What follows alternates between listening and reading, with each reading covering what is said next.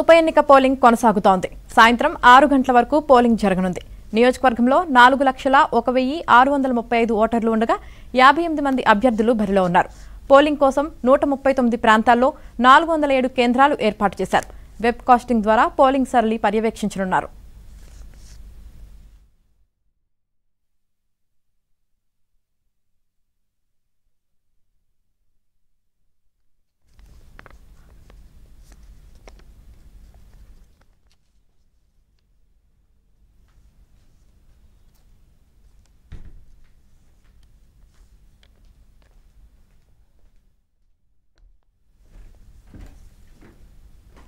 జూబ్లీహిల్స్ ఉప ఎన్నిక పోలింగ్ అయితే కొనసాగుతుంది. ప్రస్తుతం వెంగళరావు నగర్లో పోలింగ్ శాతం ఎలా ఉంది, పోలింగ్ ఎలా జరుగుతుంది ఏంటి అని తెలియజేయడానికి మా ప్రతినిధి మణికంఠ సిద్ధంగా ఉన్నారు.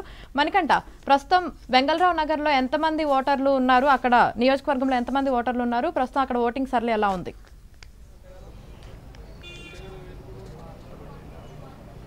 యామిని, నేను వెంగళరావు నగర్ వద్ద గవర్నమెంట్ హై స్కూల్ వద్ద అయితే ఏర్పాటు చేసిన 3 పోలింగ్ బూత్లు ఏర్పాటు చేశారు. ప్రస్తుతం అక్కడే ఉన్నాము. ఇప్పుడే ఓటర్లు వాళ్ళ యొక్క ఓటు హక్కును వినియోగించుకోవడానికి వస్తున్న దృశ్యాలు కూడా చూసుకోవచ్చు. అటు అధికారులు మనం చూసుకోవచ్చు విజువల్స్లో ఎక్కడ ఎలాంటి అవాంఛనీయ సంఘటనలు చోటు చేసుకోకుండా పూర్తిగా పోలీసులు అయితే భద్రతా పరంగా అన్ని ఏర్పాట్లు తీసుకున్నట్లుగా కూడా తెలుస్తుంది. ప్రస్తుతం వెంగళరావు నగర్కి సంబంధించి గవర్నమెంట్ హై స్కూల్ వద్ద 3 బూత్లను ఏర్పాటు చేశారు. సుమారుగా 3,000 మంది ఓటర్లు ఉన్నట్లుగా కూడా తెలుస్తుంది. సో వాళ్ళకి ఎలాంటి ఇబ్బందులు తలెత్తకుండా ప్రస్తుతం ఓటింగ్ అయితే జరుగుతుంది. ఉదయం 7 గంటలకు ముందుగానే ఓటర్లు అయితే చేరుకున్నారు. అటు వృద్ధులు కావచ్చు, లేదంటే మహిళలు కావచ్చు, వీళ్ళంతా ఎవరైతే చిన్నపిల్లలతో ఉంటారో వాళ్ళంతా ముందుగానే చేరుకున్నారు పోలింగ్ కేంద్రాలకు. సో వాళ్ళు ప్రస్తుతం ప్రస్తుతం అయితే ఓట్లు వేస్తున్న దృశ్యాలను కూడా చూసుకోవచ్చు. అయితే ఎలాంటి అవాంఛనీయ సంఘటనలు చోటు చేసుకోకుండా సుమారుగా 100 మీటర్ల దూరంలోనే అందరినీ కూడా కట్టడి చేస్తున్న దృశ్యాలను కూడా చూసుకోవచ్చు.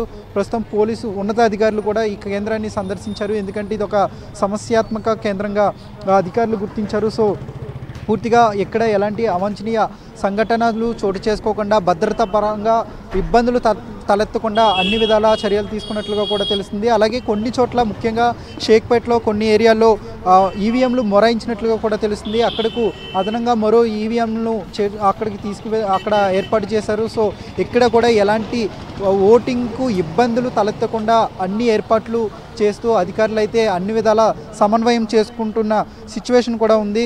అటు 2023లో జరిగిన ఓటింగ్ శాతం కన్నా ఇప్పుడు మరింత ఎక్కువ పెంచేందుకు అధికారులు అయితే ఏర్పాట్లు చేస్తున్నారు. ఎవరైతే వృద్ధులు ఉంటారో వాళ్ళ కోసం ప్రత్యేకంగా ఏర్పాట్లు చేశారో, అలాగే చిన్నపిల్లలు ఉంటారో వాళ్ళ కోసం కూడా అన్ని విధాలా వాళ్ళకి ఇబ్బందులు తలెత్తకుండా పోలింగ్ కేంద్రాల వద్ద అన్ని ఏర్పాట్లు చేశారు. విజువల్స్లో చూసుకోవచ్చు మనం ఎవరైతే అభ్యర్థులు సుమారుగా 58 మంది అభ్యర్థులు అయితే ఉన్నారు. సో ఈ 58 మంది అభ్యర్థుల్లో ప్రధానంగా కాంగ్రెస్ పార్టీ అలాగే బీఆర్ఎస్ పార్టీ నుంచి పోటీ ఎక్కువగా నెలకొంది.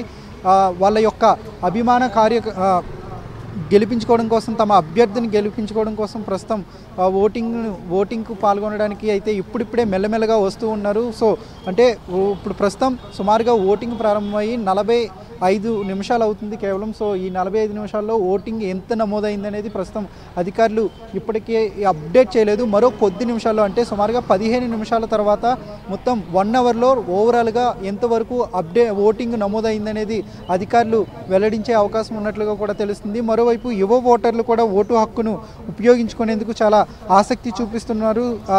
దీంట్లో మొత్తం 4 లక్షల ఓటర్లలో గత 2023లో 3,75,000 మంది ఓటర్లు ఉన్నారు. కానీ ఇప్పుడు 2025 వచ్చేసరికి అంటే 2 సంవత్సరాల వ్యవధిలోనే సుమారు 25,000 ఓటర్లు పెరిగారు. సో వీరి ప్రభావం కూడా పూర్తిగా ఉంటుంది అభ్యర్థులు గెలుపోవటంలో కావచ్చు, లేదంటే వాళ్ళ విజయం